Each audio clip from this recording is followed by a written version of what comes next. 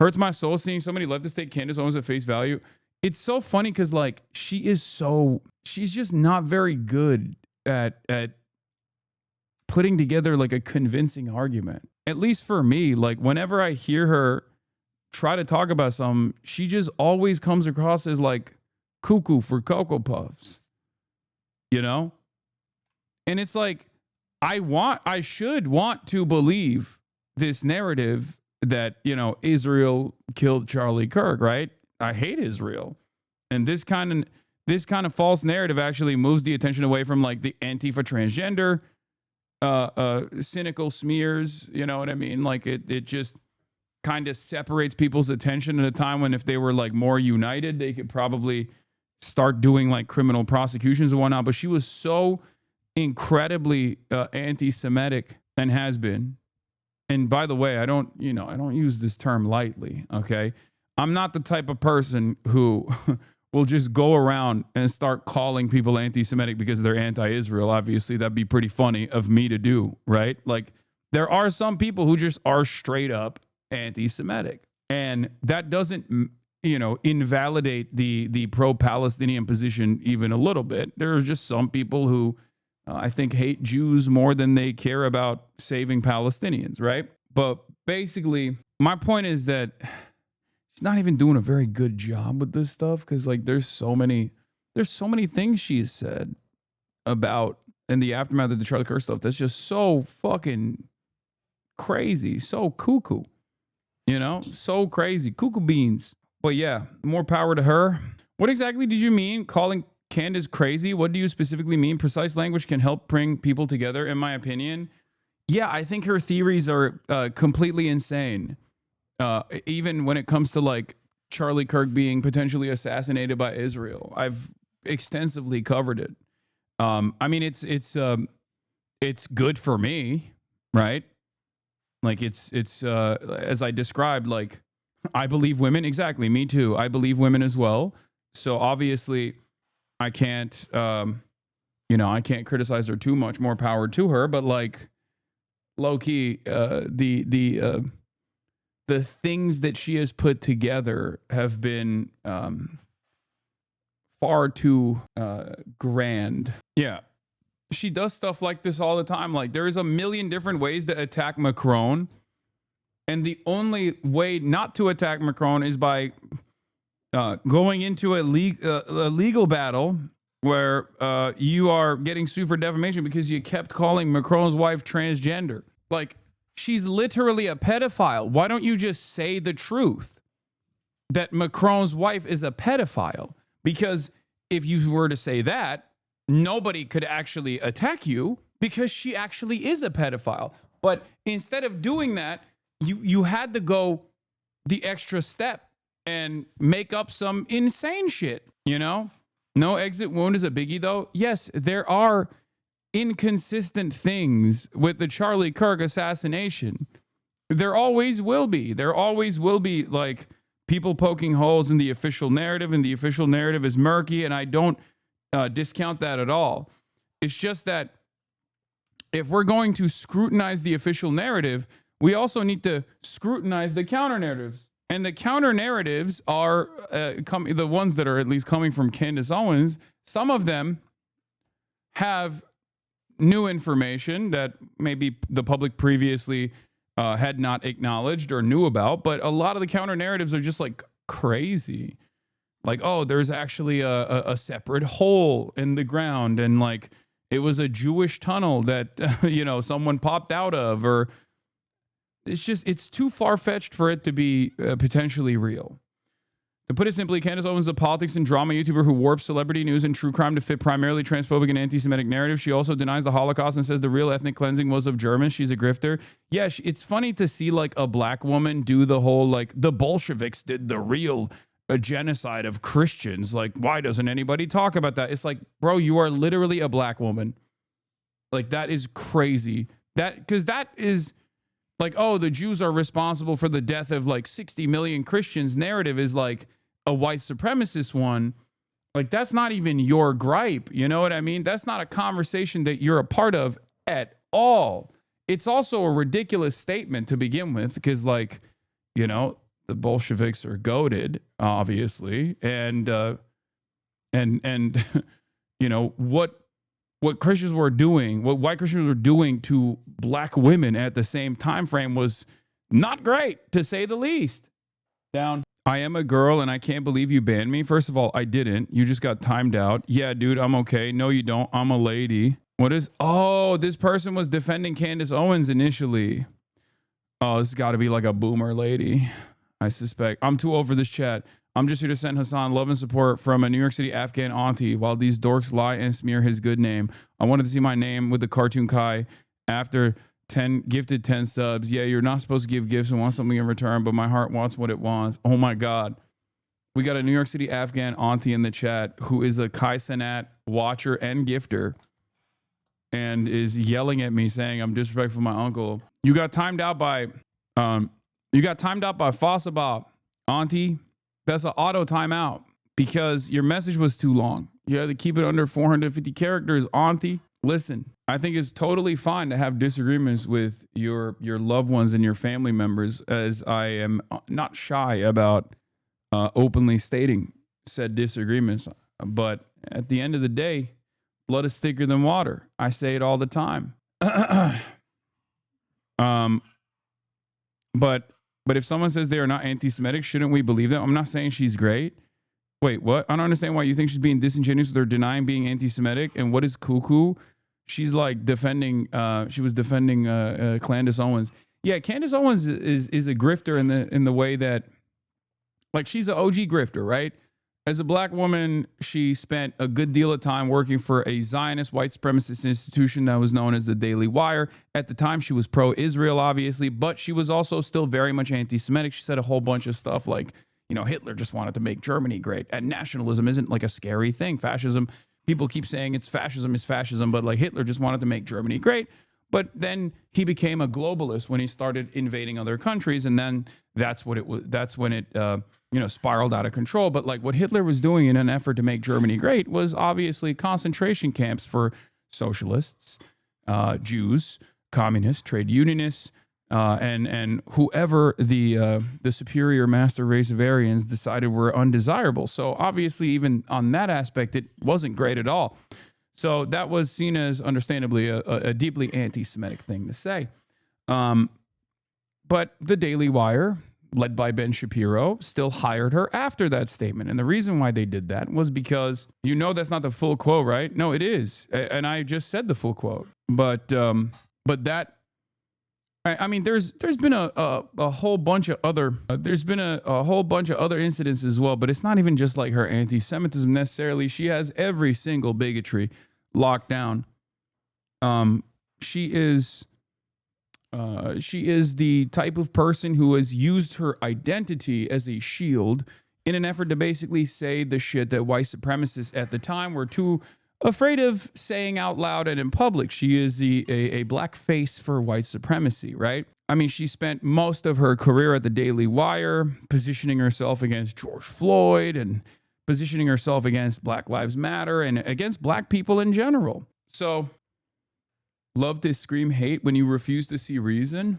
I'm not, you know, people yell at me all the time about being a hateful, bigoted person. People say I'm anti-Semitic. So it's not like there are people out there who will routinely get called anti-Semitic for being critical of Israel. Candace Owens was anti-Semitic and pro-Israel at the time when she was working at the Daily Wire. She got fired from the Daily Wire, not due to her anti-Semitism, but due to her anti-Israel position.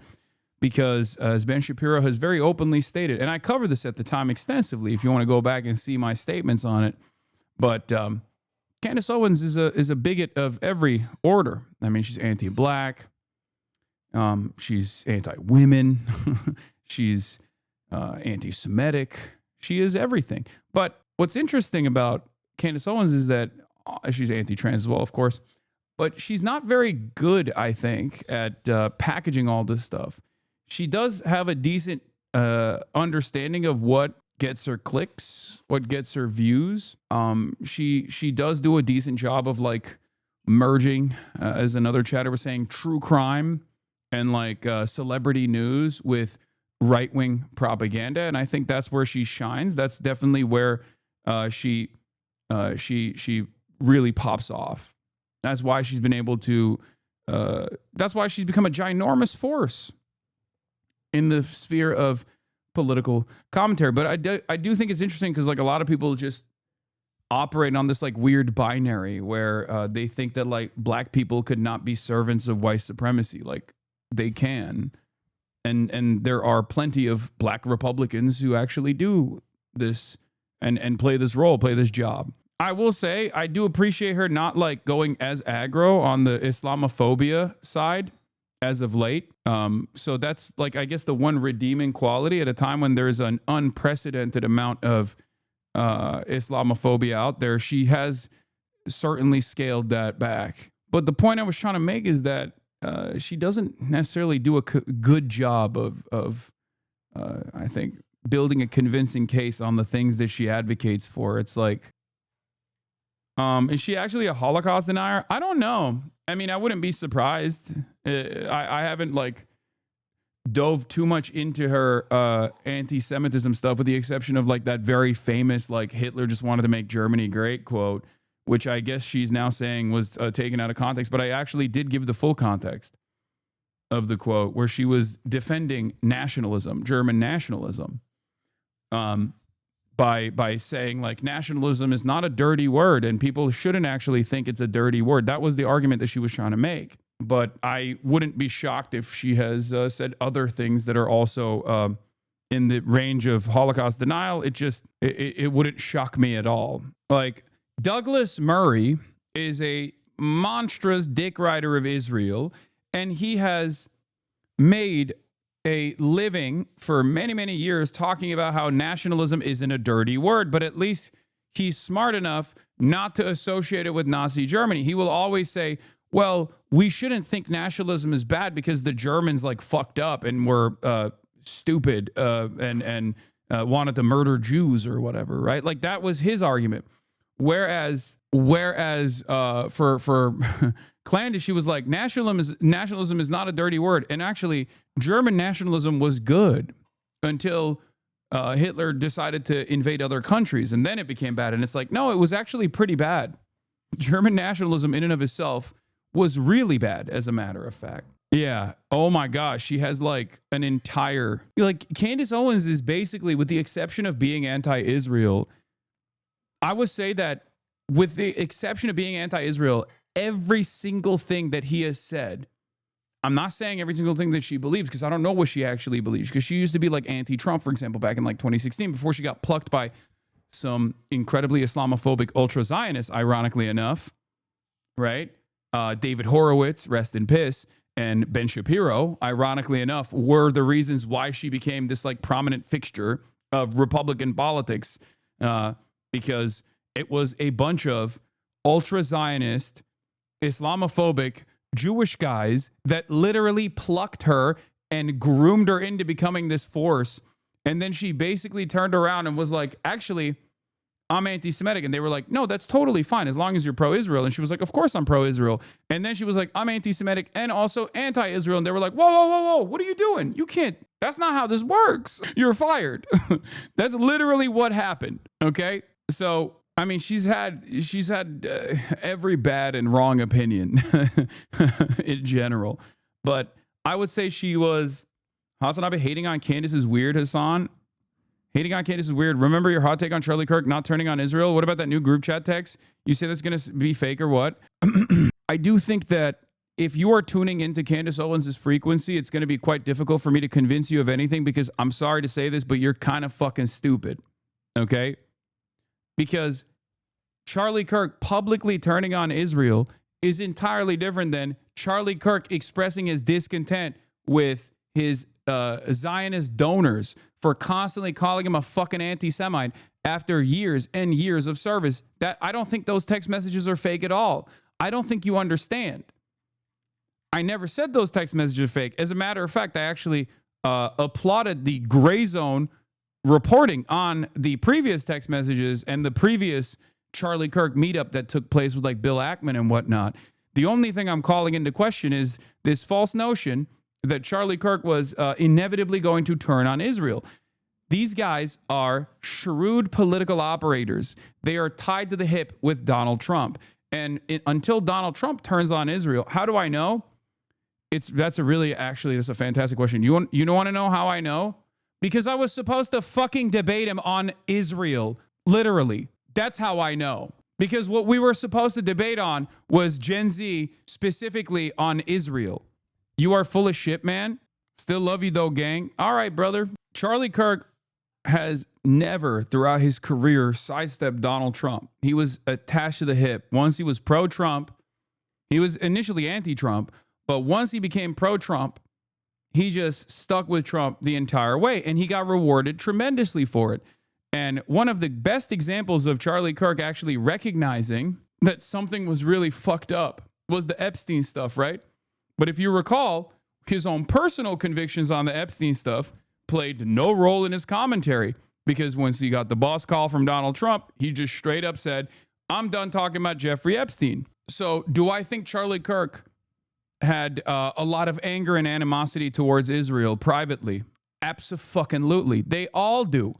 Bill Clinton, literally in, I think it was 1996, came out of a meeting with Benjamin Netanyahu and very famously said, who the fuck does this guy think is the superpower here? Bill Clinton also still was a monstrous dick rider of Israel. It doesn't matter. These guys all fucking openly despise Benjamin Netanyahu and all of the arrogant Israeli envoys, but ultimately they still defend Israel. They're attached to the hip on Israel. You have to understand that, okay? You have to understand that. And Charlie Kirk, it was never going to sidestep the Trump administration. Charlie Kirk spent most of his career defending Israel aggressively, saying things that are heinous about the Palestinian population. You have to understand, people saying, or people having their own personal opinions about like how fucking gross, arrogant, entitled, and annoying Israel is, does not actually change their output at all, does not change their decision-making at all. Candace, being one of the only anti-Israel voices online, is going to cook the internet for the next decade, dude. She's hopping on this rocket ship and riding it to the moon, and these media illiterate Zoomers just eat this shit up. I know. Is there an argument he was paid to say horrible stuff about Gaza? Everything Charlie Kirk does is like, Brandon Carrot is a good take on this, okay? Charlie Kirk on a show. Listen, you have to kill and starve those kids. The rapture is coming. Israel's our greatest ally. My producer says Aaron Bushnell is Colonel Crispy. Charlie Kirk on Signal. Shlomo Borowitz didn't drop the usual 2 mil. Classic move from the shysters. Yeah, that's literally it, okay? If you think Charlie Kirk wasn't like, one, understandably angry at like the Zionist donors that were constantly fucking calling him an anti-Semite because he recognized that like the floor was moving underneath these guys, and he saw it because he was constantly at fucking college campuses. So he was around these people, and he was like, guys, we have to do something about this fucking anti-Israel sentiment. Like, we have to be, we have to find a better way to communicate to Gen Z about like Israel, because like we're losing the support. This is going to be a major issue, right? And also Brandon is Jewish, the one who did the Shlomo Borowitz joke, the person.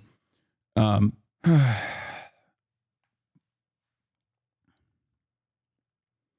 said this before. It's like it's much easier to convince Americans to take an anti-Israel position on the virtues of like anti-Semitic conspiracies than it is to explain to them a materialist, explain to them why America is so attached to the hip to Israel with like materialist analysis, and then on top of that talking about like the consistent advocacy, the consistent and pervasive Zionist lobby and the Zionist influence network that exists in Western society, so that the money flow doesn't stop to Israel. What do you mean anti-Semitic conspiracies?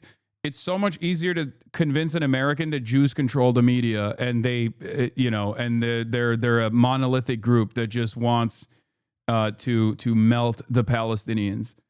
It's something that Jews control the media, Jews control the banks. Like these sorts of concepts already exist, like the nascent anti-Semitic conspiracies, because you could just present it as like, look at how many Jews are in positions of power, even though there aren't that many Jews, right? So that's already existed in American society and in Western society in general. There's also a long history of these sorts of takes that have played a formative role in even the Holocaust, for example, right? And numerous pogroms that took place beforehand. Like it's a classic meta. Blame one group that you have identified as the enemy always in an effort not to actually address the real material harm that the overwhelming majority of the populations are experiencing. A man by the name of Vladimir Ilyich Lenin, as a matter of fact, talked extensively about this. The problem, however, I can't find any first-party direct source saying what you quoted about Bill Clinton. For someone who's against misinformation, I'd say you should research that quote. What, the Bill Clinton quote? Yeah, do you think Bill Clinton came out and openly said that he said that? Because I don't think that's, I don't think you're going to arrive at that. It's always going to be secondhand. Yeah. Responsible statecraft. Who's the superpower around here? After his first meeting with Israeli Prime Minister Benjamin Netanyahu in 1996, Bill Clinton vented his fury before his staff about his visitors' apparent presumptions about the balance of power in the bilateral relationship. Who the fuck does he think he is? Clinton reportedly bellowed. Who's the fucking superpower here? It's a very famous quote, by the way. Yeah, this has been covered extensively. And considering that it's from a very long time ago, some of the quotes, some of the hyperlinks are inevitably going to break. Okay? Chatter was so horny to prove you wrong, he took 2 seconds to research, didn't see the top result, and came back to yell at you. I know. I think you guys got to use your own brain every now and then. It's a very powerful tool you have at your disposal as opposed to using ChatGPT for everything. Anyway, where were we? What was I talking about before we did this sidestep on the Bill Clinton? Oh, well, the reason why I was bringing up Bill Clinton is because, everyone has publicly and privately expressed their discontent with Israel and what Israel is doing, or with Israeli envoys and how fucking annoying they are, but it doesn't really matter because they still are attached to the hip with Israel. Donald Trump himself is actually a perfect example of this. If you don't actually recognize that there is a higher order, a higher priority here for every single person in a position of power in American politics, that you always have to, first and foremost, be pro-Israel, no matter how much you fucking hate people that are, no matter how much you fucking hate, the Israeli officials that are yelling at you because they're just so unimaginably fucking entitled.